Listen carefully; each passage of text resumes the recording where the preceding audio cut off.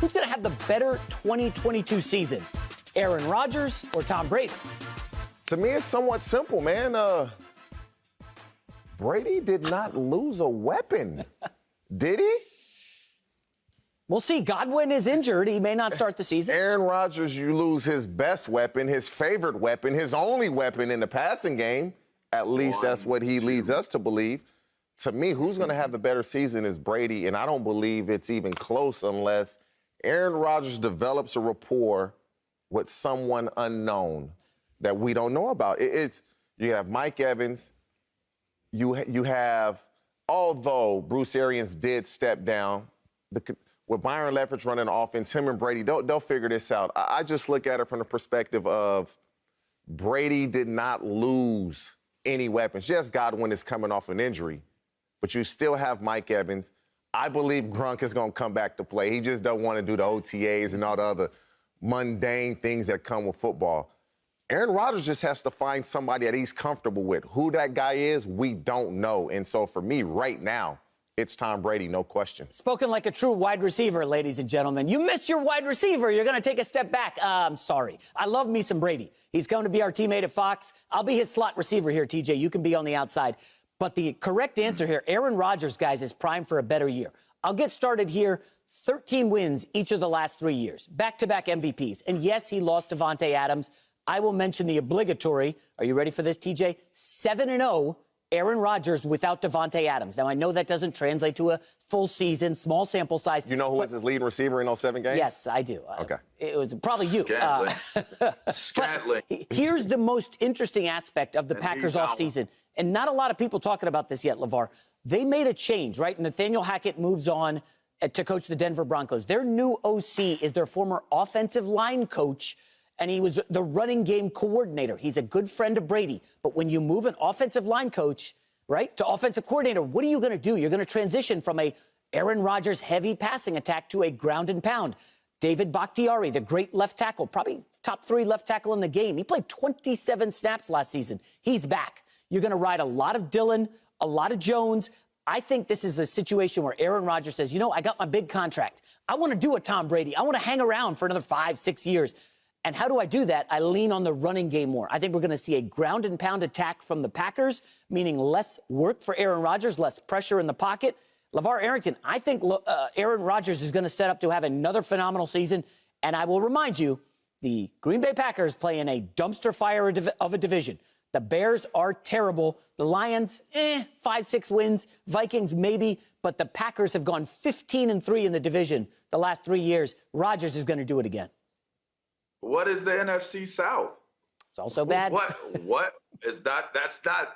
If that's a dumpster fire in the north, then what is it in the south? But I'm going with Tampa Bay here as well. And the reason why I go with Tampa Bay, fellas, is for this simple fact, and this simple fact alone that you just brought up, J-Mac. He's happy. Who's happy? Aaron Rodgers is now a happy man. Did y'all hear the interview that he did talking during the draft? We've made it work in the past, finding receivers in later rounds, second round, rounds after that. You know what he was saying in those years that you were talking about, J-Mac? Why wouldn't you get me any weapons? Why did you do this? Well, why are y'all doing that, right? A whole bunch of upset concerns, a whole lot of really feeling like I'm not being heard. But now he's being heard. He's happy. He's fed. He got that big old hefty contract. Chances are, with losing your top 2 receivers, not one, you lost your top 2 receivers, and one is arguably the best in the game when he's out there. Ground and pound, I don't know. I don't know how that's going to work for them because Aaron Rodgers is the catalyst of you winning. To say less Aaron Rodgers, more run equals to more results, I would disagree with that. And I would make that the basis of my discussion here. Tom Brady has all his weapons coming back, as you said, TJ. Chris Godwin will be back, and depending on what time during the year, he'll be healthy. He'll be a positive contributor. But when you look at their schedule and the things that they're going to have to do to be able to navigate to where they're going, it's a very manageable schedule for Tampa Bay. And I don't see Bruce Arians leaving and removing himself from the scenario being a reason why Tom Brady falls off and isn't able to have a very productive year. For me, when you look at it, you dive into it even deeper. When have we looked at a season and said, or a team and said, I don't know who's going to be the starter, but this team's going to do well. I don't know what they have here, but this team is going to do well. We don't know what the Packers have at the skill. Sammy Watkins can play, but Sammy Watkins is hurt a lot. And yeah, they drafted Christian Watson in the second round, as they did Davante Adams. But do we know how many years it took Davante Adams to become Davante Adams that we know now? It's not going to be overnight. It's going to take some time, as it took the best receiver in football and Adams to do. Does Aaron Rodgers have that time to wait for Christian Watson or whomever it is to be ready to play? Brady's guys are a constant. Mike Evans, every year he's played in the league, he's giving you 1,000 yards. We know what we're going to get. That's a guarantee. Chris Godwin has shown he can go get up. He's going to be okay.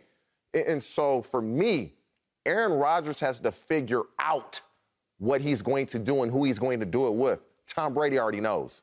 Yeah, I would agree with some of that about Brady, but here's my thing. You guys are banging on the wide receivers, okay? We saw last year Green Bay go to Arizona. Arizona was undefeated. Arizona was on top of the NFC. Davante Adams was out. And what does Aaron Rodgers do? He just figures it out by finding whether it's Randall Cobb, wide receiver number 4, who we've never heard of. He was a check down king that game. But that's all you need to do because you're Aaron Rodgers. You're one of the greatest to ever do it. You can't do it all game. It worked against Arizona. All year. It worked against Arizona. And again, now they got 3 months to input a game plan. Hey, what's life going to be like without Aaron Rodgers? Now, how do teams game plan, TJ, against a team when you remove Davante Adams? What is Green Bay going to do? Are they going to run? Are they going to go 2 tight end sets? Are they going to go 3 wide? I think Green Bay has a lot of options with a new offensive coordinator. You lose a star receiver. Obviously, it's never great to lose a star receiver. But the options, and I'll talk about this with Arizona later, when you can come into a game and the opponent really doesn't have an idea what you're going to do because you're missing a DeAndre Hopkins, a Davante Adams. I mean, to an extent in Dallas, no Amari Cooper on the outside.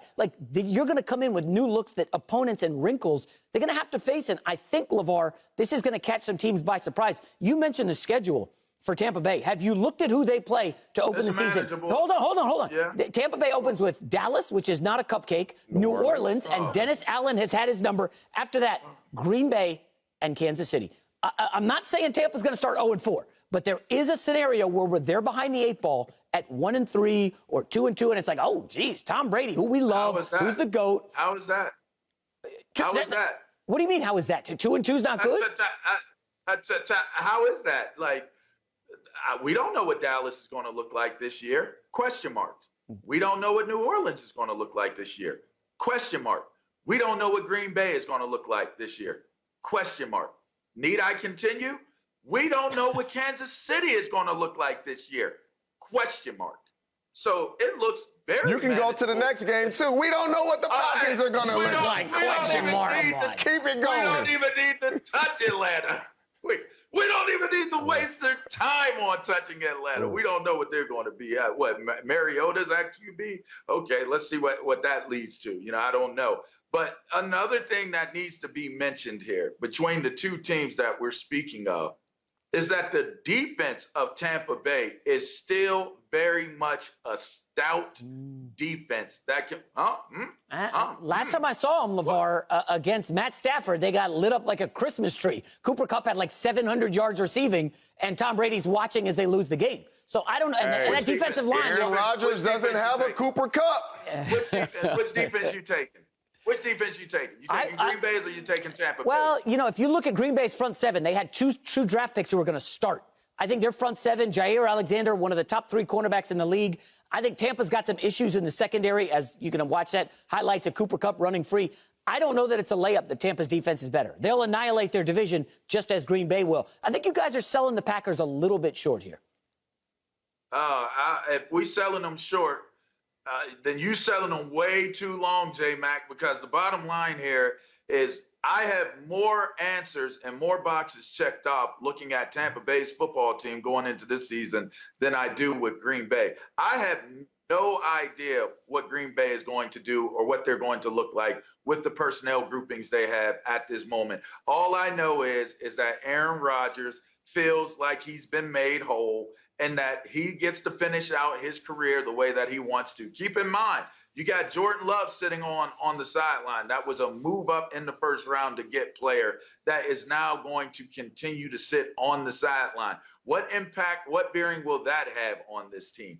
There are a lot of different things that you could look at that are major factors that could be playing out both on the field and behind the scenes. Because when you spend a draft pick like that, and then you extend Aaron Rodgers foreseeably, okay, he's going through this year, but to do what you did to keep him and to keep him staying there are a lot of discussions that are going to take place, especially if Green Bay doesn't start fast. If he's not giving them victories up front, there's going to be a lot of interesting discussions that ensue if they and that whole relaxed thing is not going to be good enough at this point to keep people off of him. The Wolves will be out. So, J-Mac, you point to, Dak didn't have Amari. He had CeeDee Lamb. Kyler Murray didn't have D-Hop. He had A.J. and Christian Kirk, Rondale Moore. Aaron Rodgers doesn't have Devontae Adams. He's going to be fine. Well, who does he have? That's the question. Randall Cobb, man. Come on. Randall Cobb can play. But Randall Cobb is not going to be that guy. And so it's just too much unknown for Green Bay. Aaron Rodgers is a stud. He's going to get it done. But when you have that unknown, I would rather have what I know better than what I don't know. So you don't know Aaron Rodgers? I mean, this is one of the best quarterbacks in the league for going on 12, 13 years now. Somebody got to catch the ball. Let's remember, last offseason was ugly. LaVar, you know this. In Green Bay, it was ugly last offseason. They come out in the season opener and they get their teeth kicked in. I think it was 38-3 to the Saints. Everybody, the sky is falling. It's over. Aaron Rodgers wants it. How did it end up? They won 13 games. They won the division. This is what Aaron Rodgers does. I know it didn't end well. When it mattered, what happened? In the playoffs, they let everybody down. I'm not saying I'm taking the Packers to win. The question was Rodgers or Brady. I like both, okay? Both guys are going to be successful. Nobody's selling either of them. I just think Rodgers is set up for a little bit more success next year. LaVar, final word. Go ahead. What you putting down on it?